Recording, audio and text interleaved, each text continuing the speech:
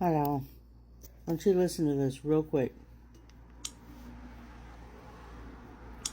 And the rise of Christianity.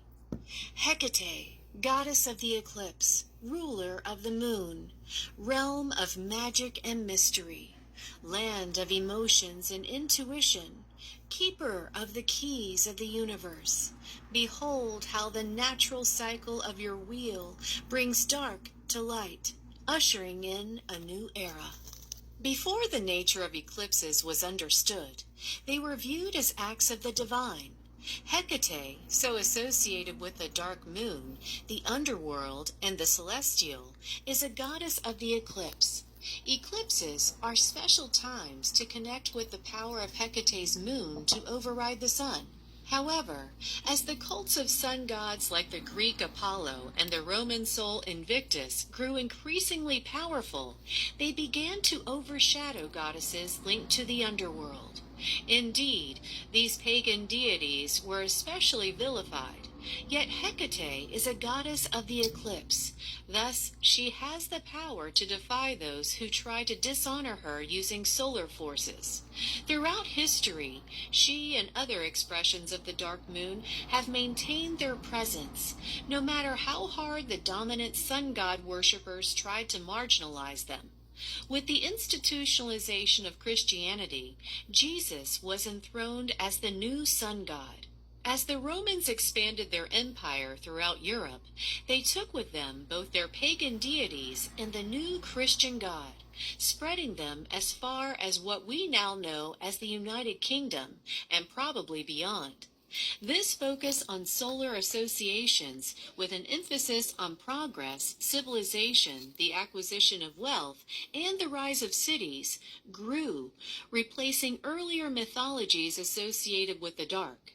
As these solar associations became more entrenched, lunar associations representing the sacred feminine and manifestations of the dark goddess were devalued, and Hecate and similar dark goddesses were relabeled as dangerous, evil, scary, and off-limits.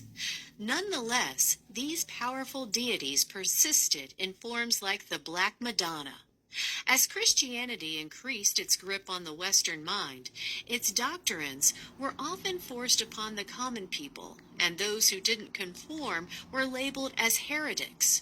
This eventually culminated in witch trials that were used as tools of the establishment against those they didn't like.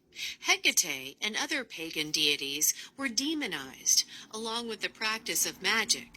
And this is the cultural environment in which Shakespeare immortalized the nefarious view of Hecate and witches that still survives today. Macbeth's Hecate is a queen of witches who presides over the Word Sisters, inspiring and delighting in dark deeds. The rise of Romanticism, however, brought a renewed interest in all things